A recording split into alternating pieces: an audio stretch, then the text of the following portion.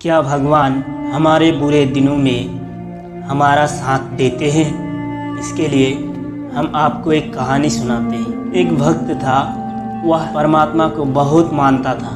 एक दिन भगवान से कहने लगा, मैं आपकी इतनी भक्ति करता हूँ पर आज तक मुझे आपकी अनुभूति नहीं हुई।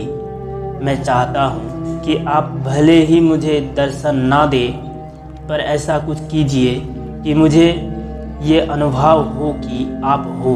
भगवान ने कहा, ठीक है, तुम रोज़ सुबह समुद्र के किनारे सैर पर जाते हो।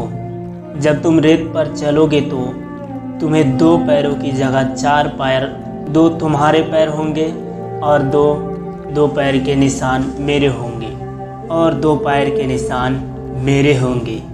इस तरह तुम्हें मेरी अनुभूति होगी। अगले दिन वह सैर पर गया। जब वह रेत पर चलने लगा तो उसे अपने पैरों के साथ साथ 2 पैर और भी दिखाई दिया। वह बड़ा खुश हुआ। अब रोज़ ऐसा लगने लगा। एक बार उसे व्यापार में घाटा हुआ, सब कुछ चला गया। वह रोड पर आ गया था। उसके अपनों ने उसका साथ छोड़ दिया। देखो, यही इस दुनिया की प्रॉब्लम है। मुसीबत में सब साथ छोड़ देते हैं। अब वह सैर पर गया तो उसे 4 पैरों की जगह 2 पैर दिखाई दिए। उसे बड़ा आश्चर्य हुआ कि बुरे वक्त में भगवान ने भी साथ छोड़ दिया। धीरे धीरे सब कुछ ठीक होने लगा। फिर सब लोग उसके पास वापस आने लगे। एक दिन जब वह सैर पर गया तो उसने देखा 4 पैर वापस दिखाई देने लगे। उसे अब रहा नहीं गया। वह बोला, भगवान, जब मेरे बुरे वक्त था तो सब ने मेरा साथ छोड़ दिया पर मुझे इस बात का गम नहीं था, क्योंकि इस दुनिया में ऐसा ही होता है।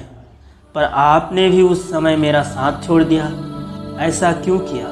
भगवान ने कहा, तुमने ये कैसे सोच लिया कि मैं तुम्हारा साथ छोड़ दूंगा? तुम्हारे बुरे वक्त में जो रेत पर तुमने 2 पैर के निशान देखते थे वे तुम्हारे पैरों के नहीं, मेरे पैरों के थे।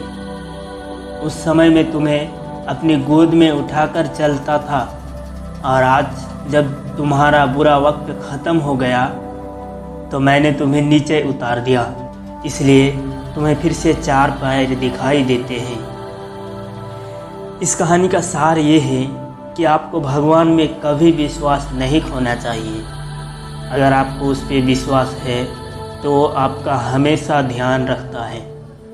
जब भी बड़ों के साथ बैठो तो परमात्मा का धन्यवाद, क्योंकि कुछ लोग इन लम्हों को तरसते हैं। जब भी बड़ों के साथ बैठो तो परमात्मा का धन्यवाद, क्योंकि कुछ लोग इन लम्हों को तरसते हैं। जब भी अपने काम पर आओ तो परमात्मा का धन्यवाद करो, क्योंकि बहुत से लोग बेरोजगार हैं।